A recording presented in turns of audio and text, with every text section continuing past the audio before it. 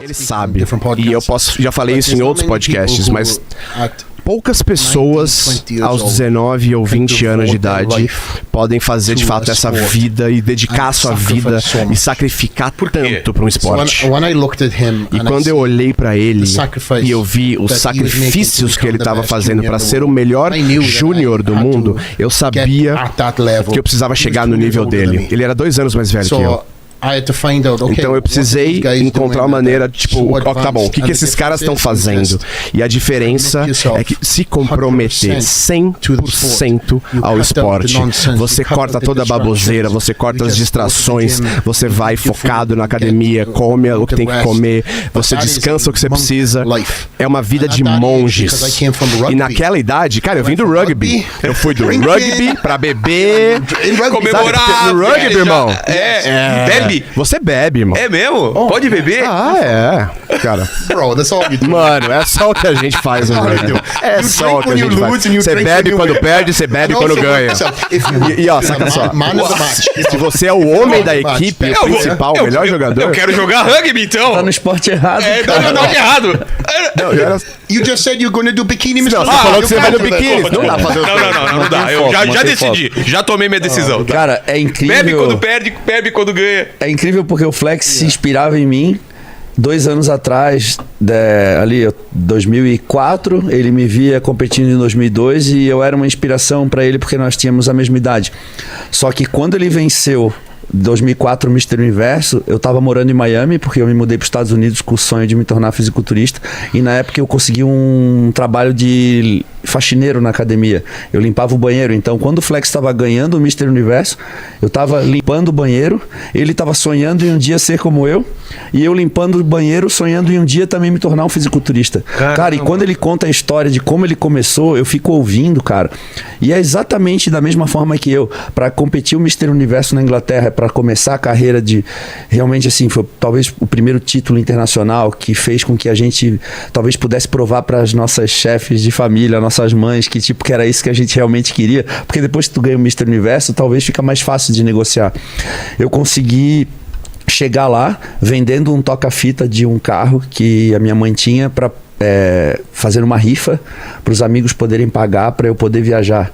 Então, assim, às vezes e talvez quando eu estivesse fazendo isso lá na Inglaterra, o Flex estava criando o passarinho, tentando fazer algo para ganhar algum dinheiro. Então, isso é uma história que traz assim muita esperança, né, cara, em busca de... Países tão distantes com realidades parecidas, né? Cada um tentando fazer o seu, né? Ir atrás do sonho. Verdade, porque o fisiculturismo aqui tão pouco, era um país grande, mas assim, não tinha oportunidade. Só se falava em futebol, eu também comecei jogando futebol, quase me profissionalizei, joguei nas categorias de base do Internacional de Porto Alegre. E também, mesma coisa, eu poderia talvez ter me tornado um jogador de futebol. E talvez teria um pouco menos de lesões que eu tenho. Com certeza. Hoje. The legs too big for football. As pernas são grandes demais pro futebol. Eu conheci a família do Flex, cara, o pai, a mãe, o irmão. É uma família assim muito unida. Eles sempre tive a oportunidade de conversar com eles lá no Mr. Olympia e tudo mais. Eu queria saber, Flex, qual foi assim o momento em que tu decidiu se distanciar da família em busca do teu sonho, porque não é muito difícil, por mais que tu tenha um sonho, sair daquela estrutura familiar que é tudo que tu tem na vida para viver um sonho de ir para os Estados Unidos. O que te fez fazer isso? Como que foi a saída para os Estados Unidos? Em que ano que foi isso? First of all, Eduardo, bom, primeiro de tudo, Eduardo, que loucura. Antes de responder a sua pergunta, é uma loucura saber a sua história e o quanto você estava sacrificando e vendendo um rádio, né? Para poder fazer uma rifa, para juntar dinheiro bastante para conseguir continuar no bodybuilding, porque, cara, bodybuilding é um esporte muito caro. Quando você está começando, você começa só pela paixão e você tem que investir todo o seu dinheiro esperando que um dia você vai ter um patrocínio e esperando que um dia, porque quando a gente começou, Você receber você conseguir comprar uma proteína, cara, receber uma coisa dessa de graça era tudo. Era tudo. Você conseguir ganhar um potinho de proteína já era tudo. Mas eu amei, gostei muito de conhecer essas histórias novas suas. E eu acho que quando eu fui para os Estados Unidos eu tinha 23, 22 anos de idade. Mas eu cheguei nos Estados Unidos pela primeira vez, quando eu fui para lá, eu tinha 19 ou 20. Então eu consegui sentir o gostinho de como que era a vida lá. Você lembra do Ed Connors? Do Gold's Gym? Eu fiquei com ele pagou minha passagem do país de Gales para os Estados Unidos. E ele me levou até a casa dele. E ele era o dono da Gold's Gym em Venice Beach. Ele comprou do Geo Gold e ele transformou na academia que se tornou a academia mais popular do mundo, chamada Gold's Gym Venice Beach. E ele me levou para casa dele e tinha muitos atletas que ficavam na casa dele nessa época. E eu lembro de ir para Gold's Gym pela primeira vez. E você deve ter a sua história disso também, mas entrei lá pela primeira vez, foi tipo, meu Deus. Era uma revista. Porque não existia redes sociais ainda. Então a gente via tudo nas revistas. E com certeza, eu consigo até imaginar, porque nós éramos muito fãs do esporte. A gente lia as revistas, a gente sabia, conhecia todos os atletas.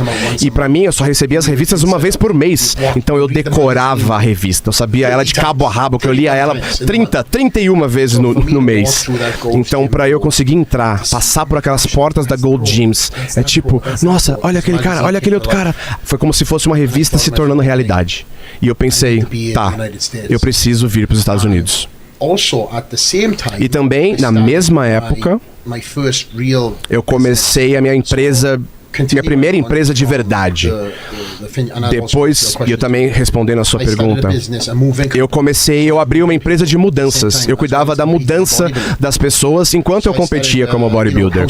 Então, eu fazia mudança de casas, sabe? Quando você muda de alguém para outra casa e tal. Então, na faculdade, eu comecei essa empresa, eu juntei muito dinheiro e eu comprei meu primeiro caminhão. E eu comecei a minha empresa aos 19 anos. Na mesma época que comecei a ser bodybuilder. Então eu tive essas opções. E assim como bodybuilding, ninguém acreditou em mim no mundo do bodybuilder e ninguém acreditou que a minha empresa ia ter sucesso. E eu precisei provar para mim mesmo que teria. Então eu fiz essa empresa crescer. Depois de 6 meses, eu ganhei um prêmio de jovem empresário do ano.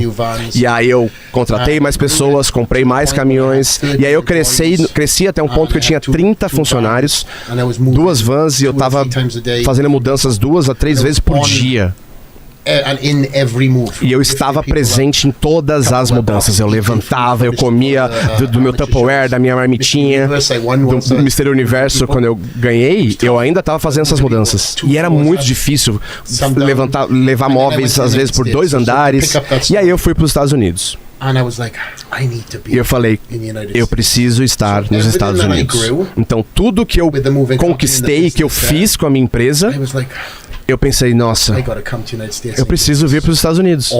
Eu preciso estar 100% focado nisso. Então eu deixei tudo para trás.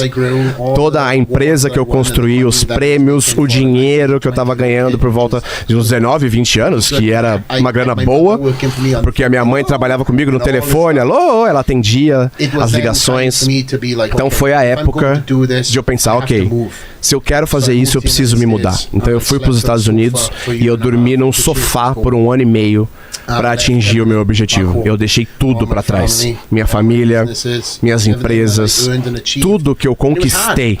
E foi muito difícil. E o Eduardo tem a história dele também, com certeza, mas quando você liga para sua mãe todos os dias, você sente muito mais saudade da sua mãe. Então eu falei, bom, o mínimo que eu souber é melhor. Então eu ligava para minha mãe, sei lá, uma vez por semana. E era muito difícil, porque sempre que eu ligava para minha mãe, ela falava, quando é que você vai voltar? Quando é que você vai voltar? Quando é que você vai voltar? Quando é que você volta? Pra onde é que tu foi? Foi pra Los Angeles?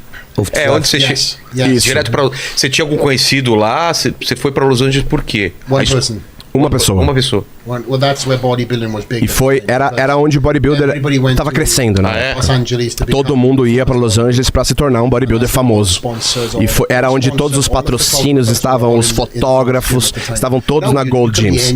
Agora você pode estar em qualquer lugar do mundo. Por conta das redes sociais, você pode ganhar dinheiro em qualquer lugar do mundo. Mas naquela época...